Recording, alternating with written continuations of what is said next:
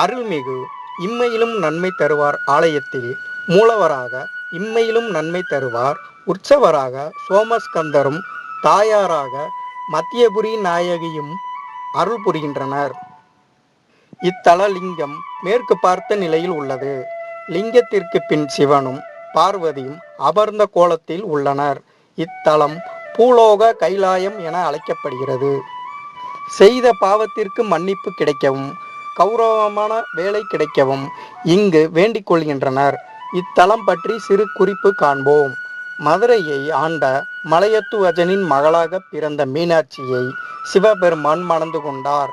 பின்னர் மதுரையில் மன்னராக பொறுப்பேற்றார். எச்செயலையும் செய்யும் முன்பு சிவலிங்க பூஜை செய்ய வேண்டும் என்பது ஐதீகம். எனவே ஒரு லிங்கத்தை ஸ்தாபித்து அதற்கு பூஜித்த பின்பு மன்னராக பொறுப்பேற்று கொண்டார். இந்த வரலாற்றின் அடிப்படையில் இங்கு சிவன் லிங்கத்தை பூஜிக்கும் அமைப்பில் காட்சி தருகிறார். எந்த கோயிலுக்கு போனாலும் சிவலிங்கத்தின் முன்பகுதியையே நாம் தரிசிப்போம். ஆனால் இந்த கோயிலில் மட்டும் லிங்கத்தின் பின்புற தரிசனம் நமக்கு கிடைக்கிறது. இதற்கு காரணம் மேற்கு நோக்கி அமர்ந்து சிவபூஜை செய்ய வேண்டும் என்பது நியதி. இங்கே சிவன் அம்பாளுடன் மேற்கு நோக்கி அமர்ந்து லிங்க பூஜை செய்கிறார். எனவே லிங்கத்தின் முன்பகுதி அவர்களை நோக்கி இருக்கிறது. பக்தர்களுக்கு பின்புறம் தரிசனம் கிடைப்பது சிறப்பு. இதனால் பக்தர்களுக்கு பின்புறம் தரிசனம் கிடைக்கிறது.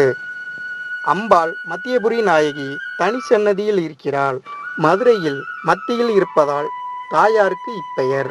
திருமணமாகாதவர்கள் இவளிடம் வேண்டிக் கொள்ள நல்ல வரன் கிடைக்கும் என்பதால் இவளுக்கு மாங்கல்ய வர பிரசாதினி என்ற பெயரும் உண்டு. இத்தலம் இறைவன் தன்னைத்தானே பூஜித்து கொண்ட தலமாகும். மதுரையில் உள்ள பஞ்சபூத ஸ்தலங்களில் இது நிலஸ்தலமாகும். நன்றி.